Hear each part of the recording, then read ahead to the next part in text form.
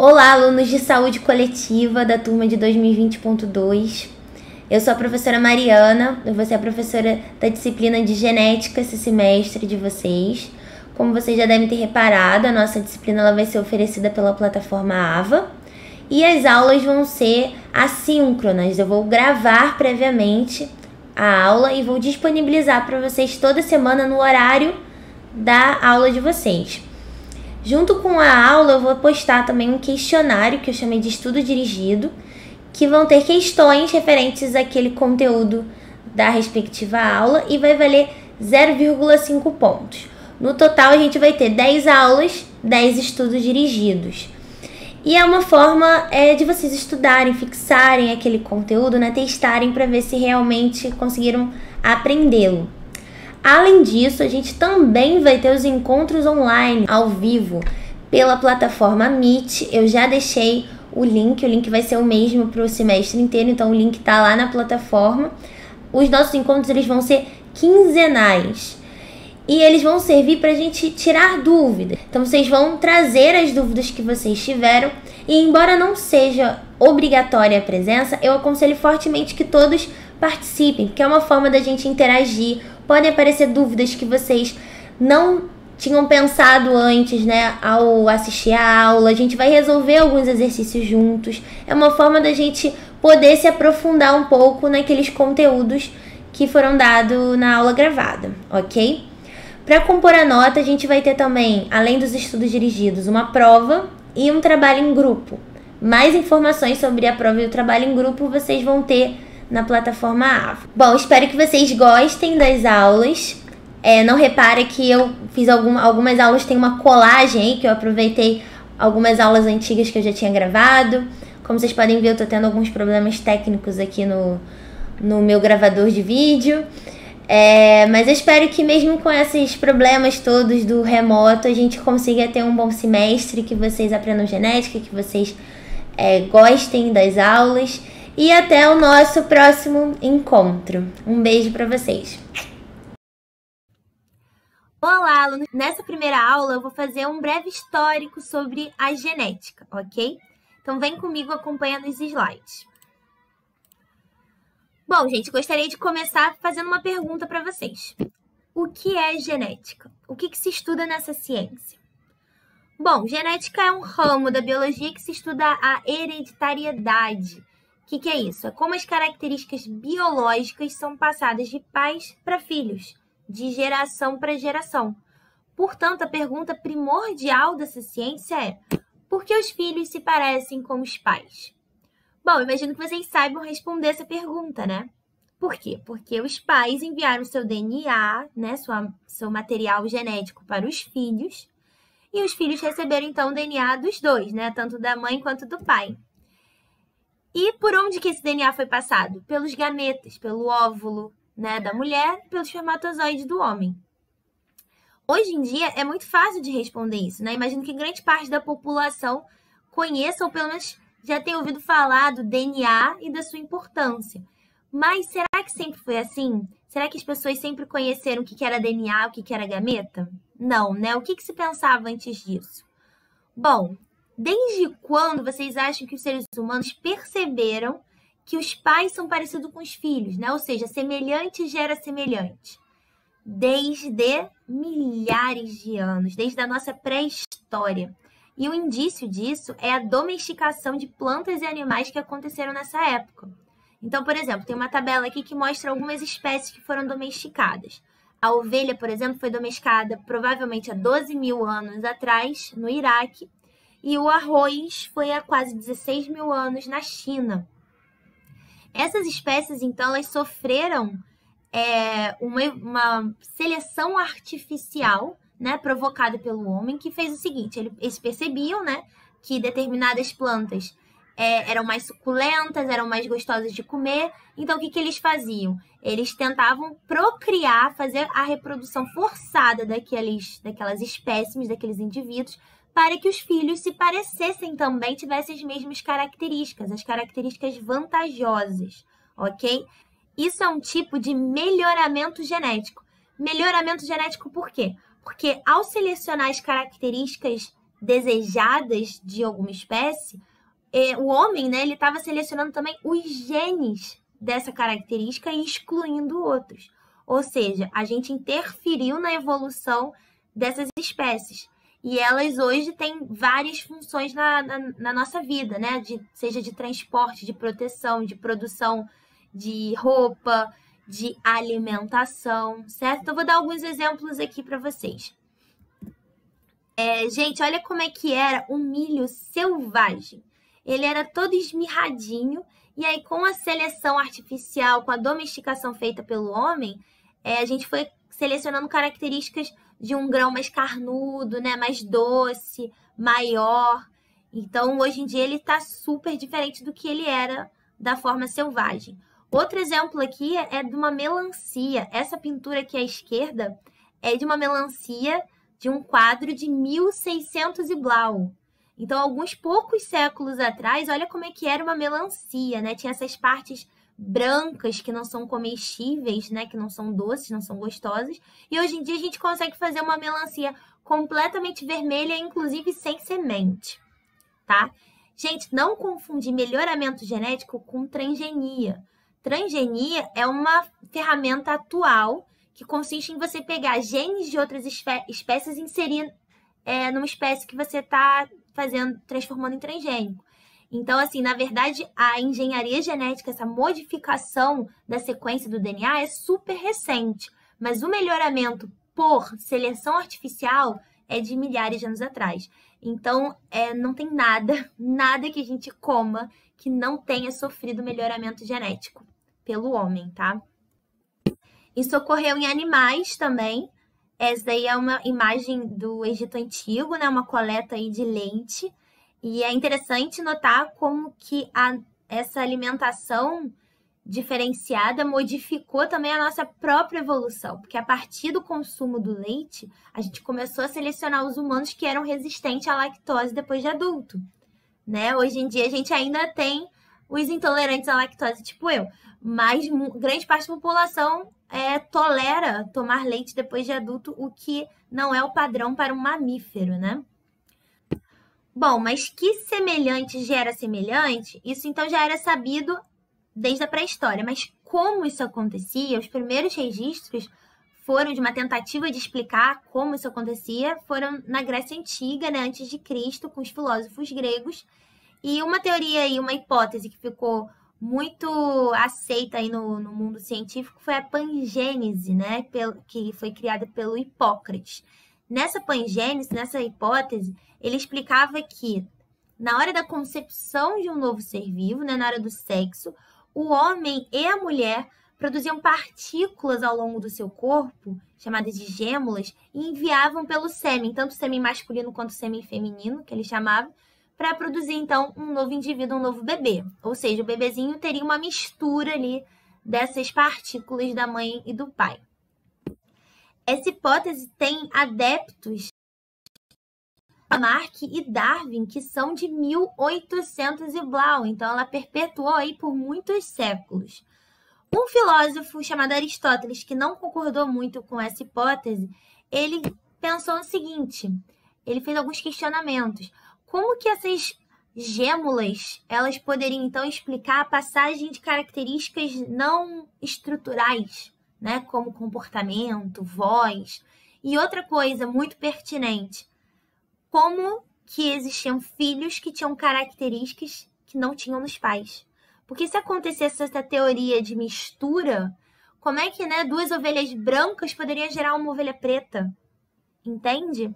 Então, ele não aceitou muito bem essa hipótese, mas ele criou uma dele que não ficou muito legal, que foi explicando o seguinte, ele achava que o homem e a mulher contribuíam de formas diferentes, ele achava que a mulher dava a matéria e o homem dava a essência, a alma daquela criança.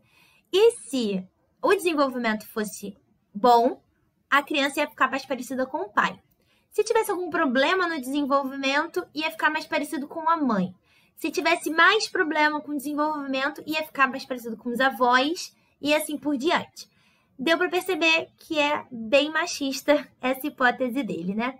Mas, pelo menos, ele fez alguns questionamentos pertinentes. E aí, gente, pulando aí vários séculos, chegando no século 17, finalmente, com a invenção do microscópio, foi descoberta os gametas, né? Os primeiros desenhos aí dos espermatozoides são dessa época. Isso daí são os espermatozoides de vários animais, de várias espécies. E, a princípio, eles não tinham tanta certeza se eles estavam realmente envolvidos com a formação de um novo ser, né? Eles, por um tempo, pensaram que poderiam ser parasitas. Pequenos animaizinhos parasitas que estavam ali no esperma. Por isso o nome espermatozoide, que significa animais do esperma, né? Depois viram que sim, tinha relação com né, a formação de um novo bebê. Foi descoberto o óvulo também.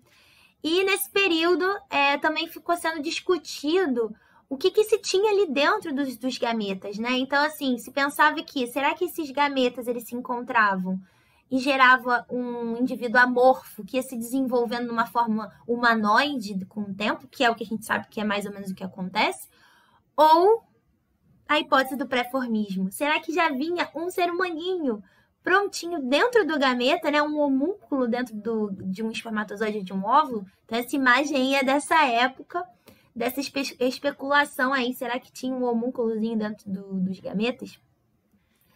Bom, gente, chegando aí no século XIX, né? Em 1859, o Darwin publicou o famoso livro da Origem das Espécies. E nesse livro, então, ele acrescentou mais conhecimento aí para a genética, né? Porque ele demonstrou que essas características eram passadas, adiante de geração para geração, elas sofriam uma força evolutiva, né? Uma pressão da natureza para que algumas características passassem adiante e outras não. Como a gente faz na seleção artificial, só que no caso aqui é a seleção natural, ok? Ele também conseguiu identificar que os organismos, né, os seres, as espécies que a gente vê hoje, elas têm algum grau de parentesco, né? A gente tem alguma ancestralidade em comum e que os seres vivos são modificados ao longo do tempo. Quase concomitante ao Darwin, o Mendel publicou os seus famosos trabalhos, criando as suas famosas leis de Mendel, mas ele não foi muito aceito em vida, né? Só depois da sua morte que os trabalhos dele ganharam seu valor. Inclusive, Darwin também não deu muito valor na época. E a teoria as hipóteses, as leis de Mendel, elas vêm aí a quebrar essa hipótese que vem da pangênese de mistura, né? Então, esse quadrinho aí que eu botei para vocês é mostrando como seria a teoria das misturas. Então, uma flor vermelha e uma branca geraria uma flor mais rosa, né? Mais clarinha. E a gente sabe que não acontece dessa forma. Inclusive, o Mendel fez testes com as ervilhas e as flores das ervilhas. Não foi só a semente, não, tá? Porque muita gente conhece os experimentos de Mendel só com as sementes das ervilhas. A gente vai ver depois que ele testou 7 características dessa planta, inclusive a flor. E aí, por exemplo, quando ele cruzava uma planta que tinha uma flor roxa, né, púrpura, com uma branca, dava 100% de filhos com cor púrpura. E não era uma mistura, era púrpura. Você não conseguia nem diferenciar os filhos desse pai que era púrpura. E mais ainda, quando ele cruzava os filhos, tinha uma flor branca. Então, pais púrpuras dando uma flor branca, né? Isso jamais poderia ser explicado pela teoria da mistura. Então, ele conseguiu perceber que essa herança ela não era misturada, ela era particularizada, ela vinha em blocos, né? Ele descobriu, então, embora não tenha nomeado, ele descobriu os genes, os fatores hereditários que vinham em blocos enviados para os filhos. Continuando, gente. Com o avanço aí das tecnologias também foi descoberto os cromossomos, né? Os cientistas viram, então, que tinha os corpinhos coloridos dentro do núcleo, dentro das células, e que antes da célula se dividir, eles se multiplicavam, se replicavam, e uma parte ia para uma célula filha e uma parte ia para outra, né? Essa imagem aí desse artigo de 1882 mostra isso, mostra os cromossomos migrando de um lado para o outro e se duplicando, né? Para acontecer uma divisão celular. Então, eles perceberam que o cromossomo tinha, de alguma forma, a ver com a herança, né? Provavelmente. Foi criada, então, logo depois, a teoria cromossômica da herança, né? De que realmente os cromossomos tinham a ver. Em 1910, o cientista Morgan, ele descobriu, a partir dos seus estudos com Drosophila, essa mosquinha fofa aí, chamada Drosophila melanogaster, né? Aquela mosquinha da fruta. Ele usou características mutantes, né? Como, por exemplo, essa cor do olho, que surgiu de uma forma espontânea na cultura dele. Então, ele usou drosófilas selvagens e mutantes para fazer os seus experimentos e ele conseguiu evidenciar, juntar as peças e dizer, sabe aqueles fatores, os genes que Mendel falou e esses cromossomos que vocês estão vendo? Os genes estão dentro dos cromossomos. Então, ele conseguiu mostrar, fazer um mapeamento desses genes dentro do cromossomo. E por isso ganhou o Prêmio Nobel de Medicina em 1933. Tá bom, já se sabia que existiam genes, como eles eram passados adiante, estava dentro do cromossomo. Mas e aí, gente? E a bioquímica? E qual era a estrutura, a molécula que estava ali dentro do cromossomo? Descobriram em 1928 que a molécula que estava no cromossomo, que era responsável pela herança, era o DNA, ok? Só em 1953, o Watson e Crick, eles desvendaram o mistério, sabiam que DNA era a molécula da herança, mas não sabiam como que era a cara desse DNA, como que era a estrutura, como é que ele era, como que ele era montado, né? E aí eles conseguiram desvendar esse mistério. E existem algumas tretas referentes aos trabalhos deles que a gente vai contar isso depois, né? Eles ganharam o Prêmio Nobel de Medicina em 1962 e, gente, continua. Eu parei a linha do tempo aí, mas depois que foi descoberta a estrutura do DNA, isso foi a base para a gente entender como que é a replicação, como que a gente pode manipular esse DNA. Então, a engenharia genética aí tá bombando. A cada ano tem novas tecnologias que estão sendo inventadas e a gente vai ver um pouquinho delas mais para frente, tá bom? Eu espero que vocês tenham conseguido entender mais ou menos o caminho que levou para a gente ter um conhecimento que hoje é básico, né? Que você aprende já no fundamental, na escola, mas que demorou aí centenas, milhares de anos para os seres humanos terem domínio aí desse conteúdo, tá bom? Então, até a próxima, gente! Olá, aluno, tudo bem com vocês? Espero que sim. Bom, na aula de hoje, a gente vai conversar um pouco sobre alguns conceitos básicos de genética. Portanto, a gente vai fazer uma breve revisão aí de alguns conceitos que vocês já devem ter visto no ensino médio. Então, acompanha aqui comigo nos slides. Bom, gente, eu vou precisar retirar aqui meu rosto em alguns slides para não ficar tapando o conteúdo, ok? Vou tentar lembrar de tirar e de colocar de volta. Bom, aqui nesse primeiro slide, então, eu trouxe alguns conceitos que a gente vai trabalhar hoje, que são cromossomo, DNA, genótipo, fenótipo, diploide, cariótipo, heterozigoto, homozigoto, alelo dominante, alelo recessivo, gene e divisão celular. A gente vai falar um pouquinho superficialmente de cada um deles, ok? Bom, para isso, eu trouxe um exemplo, que é o albinismo, né, do tipo 1, que acontece em humanos, de forma a trazer, a partir desse exemplo, os conceitos que a gente vai trabalhar hoje, ok?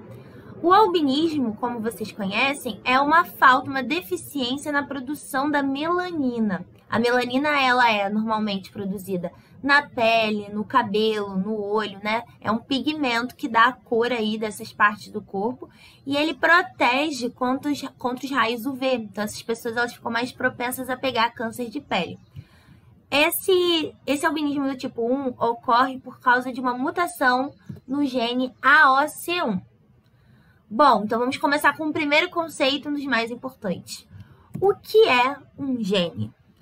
Como vocês conseguem ver aí na imagem, um gene, ele é uma parte, um fragmento, uma seção do DNA. Então, a gente tem o nosso DNA, que é o material genético, que é a molécula que carrega as nossas informações hereditárias. E cada trecho desse DNA pode corresponder a um gene. E esse gene, ele vai ser responsável por alguma característica. Então, essa é a primeira definição de gene que eu vou trazer para vocês. Um gene é uma seção do DNA relacionada a uma característica biológica que a gente chama de fenótipo. Então, por exemplo, essa molécula aí de DNA de algum humano, o trecho ali que corresponde ao gene 1 pode ser, então, um gene relacionado à textura, à forma do cabelo. O gene do tipo 2 pode ser relacionado à quantidade de dedos que a gente tem na mão. E o gene 3 é um gene responsável pela produção aí da cor do olho, ok? Então, cada trecho vai corresponder a uma característica. Pensando aí numa outra definição de gene, a gente também pode dizer que um gene é uma seção do DNA responsável por codificar uma molécula de RNA que pode gerar uma proteína, né? Então, como que aquela sequência de letrinhas de DNA, como no exemplo aí abaixo, o gene da cor da pétala, né? Saí um pouco dos humanos, fui para as ervilhas de novo.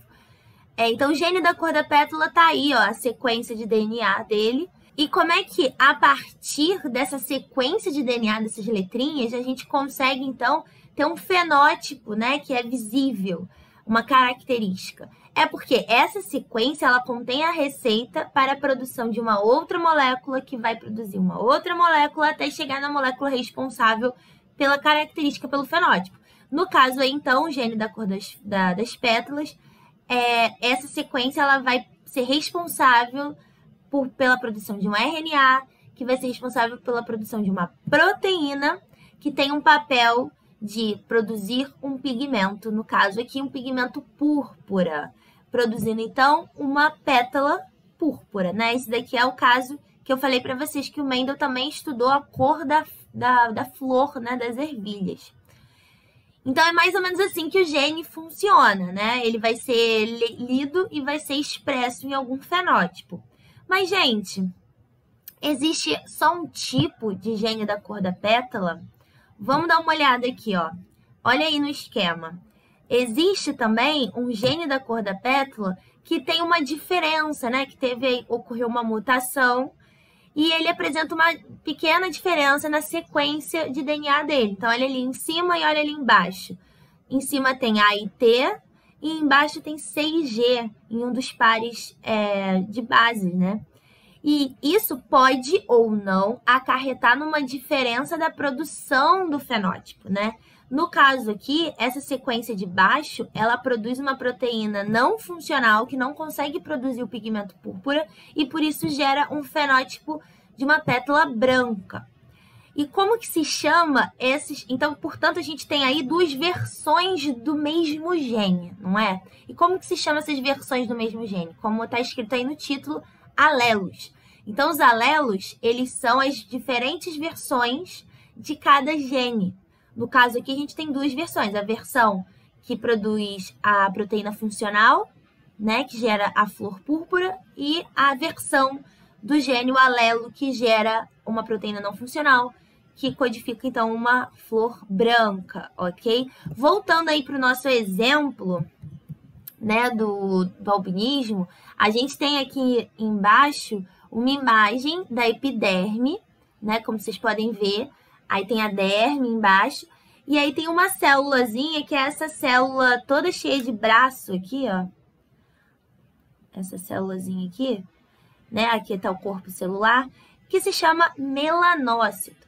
O melanócito, ele vai expressar esse gene AOC1, tá? Embora todas as células do nosso corpo tenham esse gene, nem todas vão expressá-lo.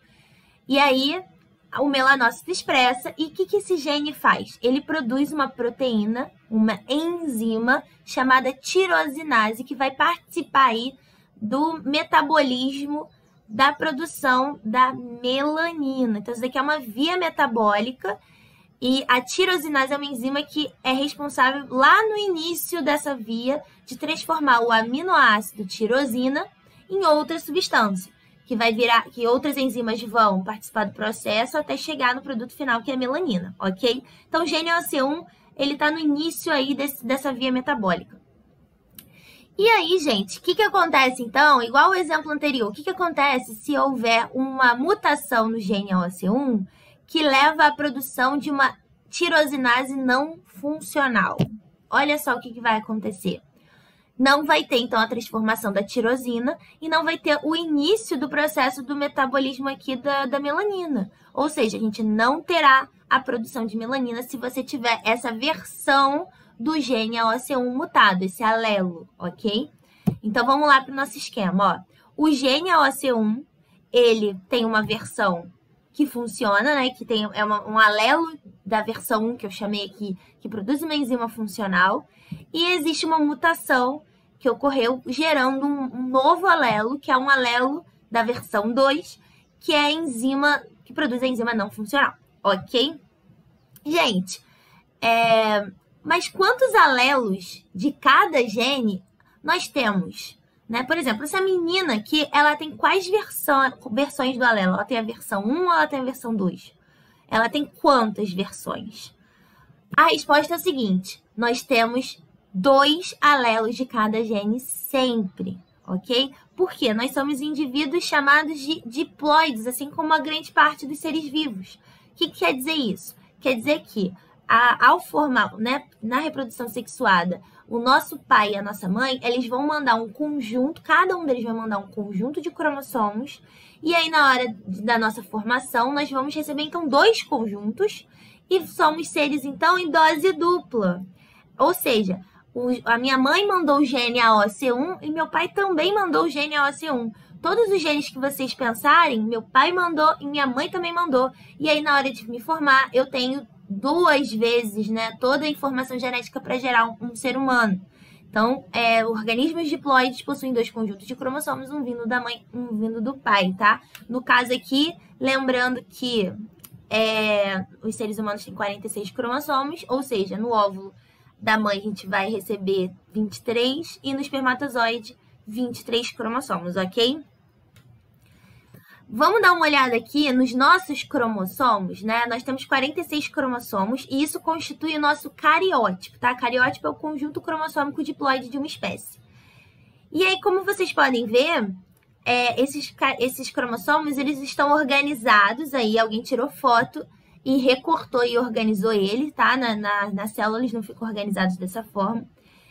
E vocês podem ver que eles estão organizados em pares. É isso que a gente acabou de falar, né? Por exemplo, esse aqui é o par 1. Um cromossomo veio da mãe, do par 1, e um cromossomo veio do pai, do par 1. Então, a gente tem 2 cromossomos de cada tipo, ok?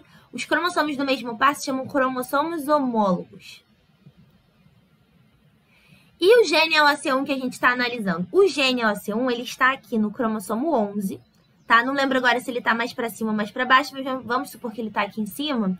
A gente vai ter, então, um gene AOC1 e outro gene AOC1 no cromossomo homólogo, que veio do outro pai, né? Um veio da mãe, outro veio do pai, ok? E eles estão sempre, gente, na mesma região do cromossomo, no mesmo locus, tá? No mesmo endereço gênico. Mas qual versão, então, cada um vai ter? Então, lembrando que a gente tem 2 e a gente vai ter 2 alelos. Mas qual versão a gente pode ter? A gente pode ter a versão 1, né, que funciona 2 vezes, cada pai mandou igual os alelos.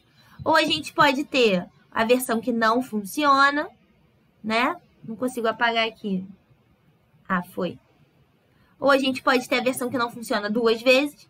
Ou a gente pode ter um de cada. A gente pode ter aqui a versão 1, que a gente recebeu da mãe, que produz, né, a enzima funcional, né, do alelo que produz a enzima funcional. Ou a gente pode ter recebido do pai a versão 2 da enzima que não funciona. Nesse caso, eu quero que vocês reflitam. Se eu receber 2 alelos diferentes, cada um passando uma informação, né, de um fenótipo diferente, qual fenótipo que eu vou apresentar nesse caso? No caso de eu ter uma versão de cada tipo. Bom, isso vai depender de cada gene, de cada relação entre os alelos. No caso daqui, o que acontece? Um gene da versão 1 que produz a enzima funcional, ele produz a enzima, né, numa quantidade suficiente para suprir toda aquela via metabólica. Então, se você tiver um alelo da versão que produz a enzima funcional, você não vai ser albina, ok? Não importa se você é negro, é branco, não importa a sua cor de pele, vai ser não albino, ok? O que isso quer dizer? Quer dizer que tem uma versão que domina sobre a outra. Nesse caso, por quê? Porque ele produz enzima suficiente para suprir aí a falta do outro alelo, né? Uma das vantagens evolutivas da gente ter 2 genes é essa. E aí, esse outro alelo? Esse indivíduo, né, na presença do outro, né, o alelo da versão 2. A gente chama isso, então, de alelos dominantes e alelos recessivos, ok? Então, o alelo dominante, basta você ter um dele, que ele vai expressar o fenótipo. E o recessivo, ele precisa estar sozinho, ele precisa estar em dose dupla, né, sozinho, que eu digo, sem ter um dominante por perto. E ele precisa estar em dose dupla, então, para ele expressar o fenótipo. Então, caso a gente seja azão, azinho, o azão é que vai expressar seu fenótipo, tá certo? Então, vamos chamar essa versão 1 e versão 2 de outra forma? A gente pode chamar agora de versão 1 de alelo azão dominante e a outra de alelo azinho recessiva, tá? O azão, azinho. E aí, gente, quais são as versões, quais são os alelos que essa menina aqui apresenta, aqui na foto? Bom, ela é albina. Para ser albina, ela tem o fenótipo recessivo. Ela precisa ter o genótipo azinho, azinho, correto? E o que é genótipo e o que é fenótipo? Bom, o termo aqui, genótipo, ele diz respeito à constituição genética do indivíduo relativa aos tipos de alelos que ele possui. Pode ser pode estar em homozigose ou heterozigose. Então, os alelos, né, a constituição alélica sua é o seu genótipo. Agora, o fenótipo é a característica que é expressa a partir desse genótipo, certo? Então, o termo fenótipo designa a características morfológicas, fisiológicas, comportamentais manifestadas no indivíduo, como a textura do cabelo de uma pessoa, a cor do pelo de um animal, a preferência sexual, e também engloba características microscópicas e bioquímicas, né? Lembrando que o fenótipo são as características observáveis, mas não necessariamente observáveis a olho nu, né? Por exemplo, tipo sanguíneo, você precisa fazer um teste lá para você descobrir qual é o seu fenótipo. Enfim, alguns podem precisar olhar o microscópio, mas isso que é o fenótipo. E aí eu falei que esse fenótipo ele vai ser expresso a partir do quê? Do nosso genótipo, correto? Dos nossos genes. Mas, detalhe, o fenótipo ele também é influenciado pelo ambiente, tá? Então, o fenótipo ele constitui aí, ele é gerado a partir da influência do seu genótipo e do ambiente em que você vive, tá? Como, por exemplo, a sua alimentação, tá? E aí, gente, esse fenótipo ele pode ser mais influenciado pelo genótipo, dependendo da característica que a gente estiver estudando. O genótipo pode ter uma influência maior, o ambiente pode ter uma influência maior. Isso aqui é o que a gente chama de características multifatoriais. No caso do albinismo que a gente está estudando, é só o genótipo que influencia, ok? E aí, quais são os possíveis genótipos que a gente encontra? A gente tem o genótipo que é o que tem um alelo dominante e outro recessivo, ou seja, um alelo de cada. Eles são chamados heterozigotos. Os homozigotos, eles são os que possuem os alelos iguais, receberam o mesmo alelo da mãe e o mesmo alelo do pai. Então, é o azão-azão, o homozigoto dominante, e o azinho-azinho, o homozigoto recessivo. Qual vai ser o fenótipo de cada um deles? O azão-azinho e o azão-azão, eles possuem o mesmo fenótipo, é idêntico. Isso que constitui uma dominância completa. Eles são não albino. E o azinho-azinho?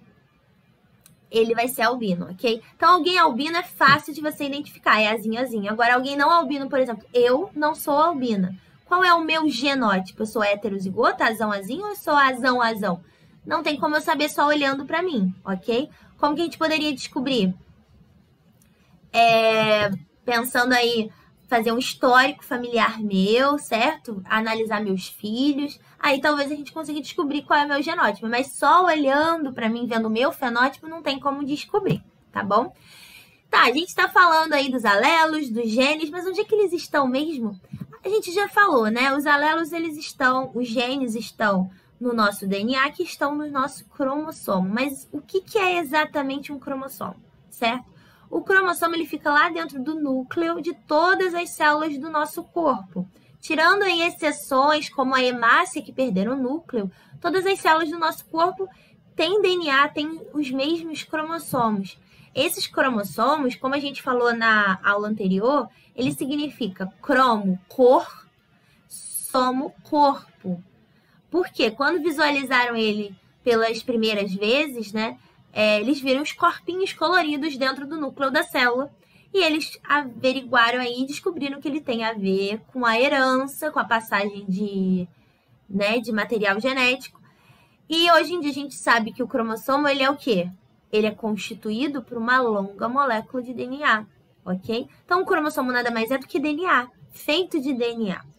E, gente, essa hora aqui, eu acho que algumas pessoas vão ficar chocadas. Vocês sabiam que dentro de cada célula sua, vocês têm mais ou menos 2 metros de comprimento de DNA em cada célula, que é microscópica?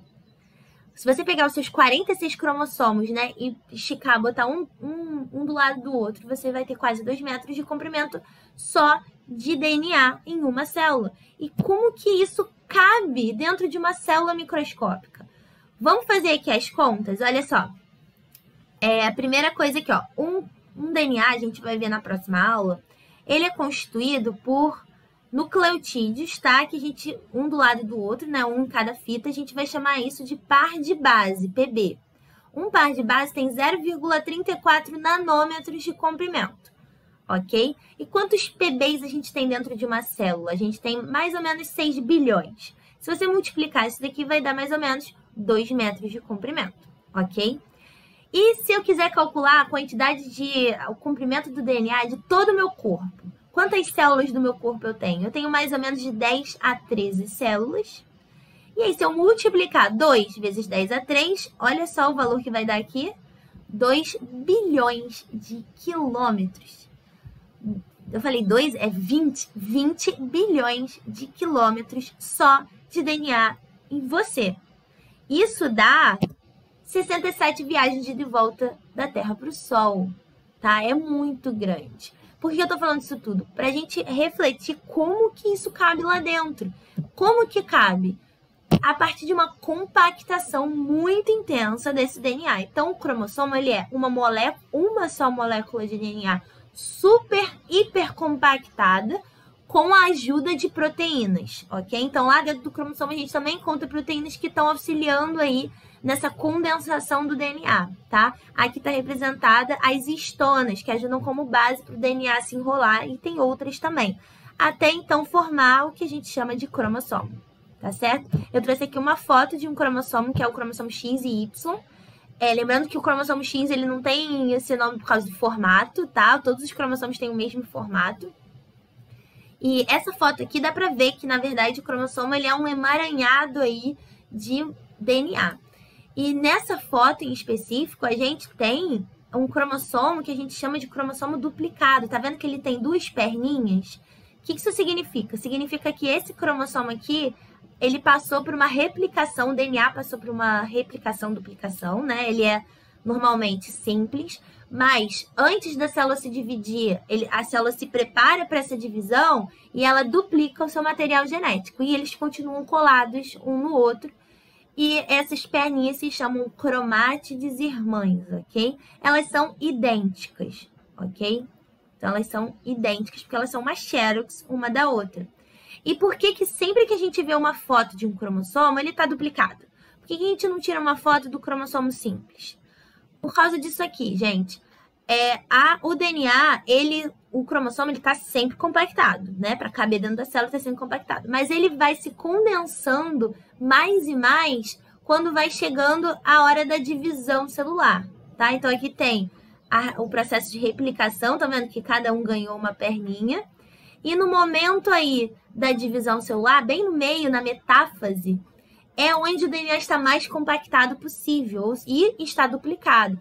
Por isso que a gente sempre tira uma foto do DNA nessa etapa, porque dá para você visualizar individualmente cada cromossomo, né? É mais fácil, porque olha na primeira célula, os cromossomos ainda estão meio misturados, você não consegue nem contar quantos cromossomos tem. Mas aí quando ele está no meio lá da divisão celular, eles estão mais individualizados, mais compactos, e a gente fica mais fácil de visualizar, tá bom? Falando em divisão celular, todo mundo lembra que existem 2 tipos, a mitose e a meiose. Vocês lembram a diferença entre esses 2 tipos de divisão celular? Bom, gente, vamos começar lá do início, na nossa primeira divisão celular. Como é que foi isso? Essa célula aqui, ela foi formada a partir da fecundação do espermatozoide e do óvulo, né? Dos gametas dos nossos pais. Qual é o nome dessa primeira célula nossa?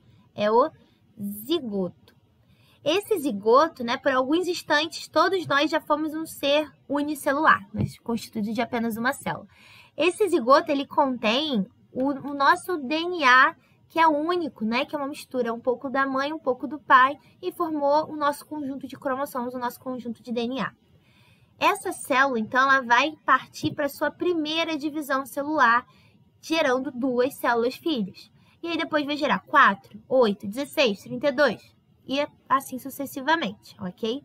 Qual foi essa primeira divisão celular que a gente fez? Foi a mitose.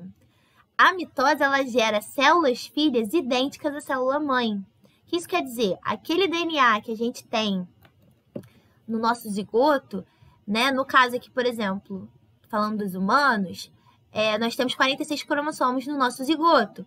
Esses 46 cromossomos, eles se duplicaram e passou uma cópia para cada filha, ou seja, cada uma dessas tem a mesma quantidade de DNA da célula mãe. Isso é uma mitose, tá? Uma célula gera 2 idênticas com o mesmo material genético, com a mesma quantidade e o mesmo material genético. Bom, essas 2 células, então, elas vão sofrer mais divisões celulares. E qual é o tipo de divisão celular? Continua sendo mitose. Esse emaranhado aí de célula vai se multiplicar, né? Se dividir. Vocês sabem que, diferente da matemática, para biologia, multiplicar e dividir é a mesma coisa, né? Então, essas células vão aí se multiplicar, até gerar um feto a partir de sucessivas mitoses. Esse feto, então, da mesma forma, vai aí se desenvolver para gerar um bebezinho, aumentando essa quantidade de células a partir de mitose. O bebê, por sua vez, vai virar um indivíduo adulto, a partir também da multiplicação celular das células pela divisão mitose. Ok? Então, isso tudo aí, gente, a multiplicação celular do crescimento acontece através da divisão celular chamada mitose. Vamos fechar esse ciclo de vida dos seres humanos? Então, esse homem aí quer ter um bebezinho, quer formar um zigoto. O que está faltando aí no nosso esquema para ele conseguir formar um bebê? Uma mulher, um indivíduo do sexo feminino, certo? Então, cada um deles vai contribuir aí com seus gametas e vai formar um zigoto. Lembrando que, como a gente vai ganhar um conjunto da mãe e um conjunto do pai, nós somos seres diploides, certo? Então, a nossa primeira célula, ela já é um ser, né? Uma célula diploide, que tem 2 conjuntos, dose dupla aí de todos os cromossomos, todos os genes. E essa célula diploide, quando ela se faz mitose, ela gera o quê? Mais células diploides. Então, todas as células do nosso corpo, né? Da célula do bebezinho, da célula do adulto, é diploide, tá? Eu sou um indivíduo diploide e esses adultos aí do esquema também. Bom, se todas as células desse adulto são diploides e ele passa uma célula, né? O homem vai passar uma célula, a mulher vai passar uma célula para constituir aí o zigoto do seu filho. Essas células que eles passam também são diploides? Não, né? Porque se o pai mandar uma célula diploide e a mãe mandar uma célula diploide, a gente vai ter um zigoto aí de 4N, tetraploide. E não é o que acontece. Então, na hora de você passar para o seu filho, você tem que passar uma célula que não é 2N, é uma célula N, que são os gametas. E como que a gente gera de uma célula diploide células que têm metade do material genético? A partir, finalmente, da divisão chamada meiose. Então, a meiose, nesse ciclo aí de vida haplobionte-diplonte, que é da maioria dos animais, né, de grande parte dos seres vivos, a meiose é utilizada para a formação dos gametas. Então, na hora de produzir uma célula específica para a reprodução, você vai fazer uma divisão celular que produz células com metade do material genético. Aí tem um esquema da célula mãe, ok? Então, enquanto a mitose gera uma célula diploide, gera outras diploides, a meiose, uma célula diploide, gera 4 aí células N. O nome disso da célula N é haploide, ok? E essa meiose, então, ela é muito importante para isso, né? Para manter a quantidade de cromossomos, né? De DNA de uma espécie, mas também ela gera muita diversidade genética. Por quê? Porque esses N's aqui, eles não são iguais entre si. O conjunto que você vai mandar para o seu filho vai variar de gameta para gameta, tá certo? Então, vamos ver as funções aqui de cada um. A mitose, ela tem a função de garantir o crescimento, né, a multiplicação celular de um indivíduo que está em desenvolvimento, e também substituição, regeneração aí de células, né? Então, por exemplo, se você se machucar, perder um pedaço aí da pele ou de outro tecido, esse tecido vai se regenerar a partir de multiplicações por mitoses, certo? Também alguns tecidos naturalmente são substituídos com o tempo, né? Por exemplo, as hemácias, elas duram cerca de 120 dias. Então, a gente tem que estar o tempo todo produzindo células novas. E a meiose? A meiose serve para garantir a reprodução sexuada a partir da formação dos gametas, ok? Além de contribuir também com a diversidade genética. Bom, gente, por hoje é só. Espero que não tenha ficado nenhuma dúvida. Se ficou, volta o vídeo, né? Essa é a vantagem da aula gravada. Se continuar com a dúvida, escreve lá no fórum de dúvidas que tem na plataforma AVA, ou então anota para esperar para me perguntar pessoalmente no nosso encontro online, ok? Não esquece de fazer o questionário referente a essa aula e não deixe acumular as tarefas, ok? Então, beijo, gente! Até a próxima!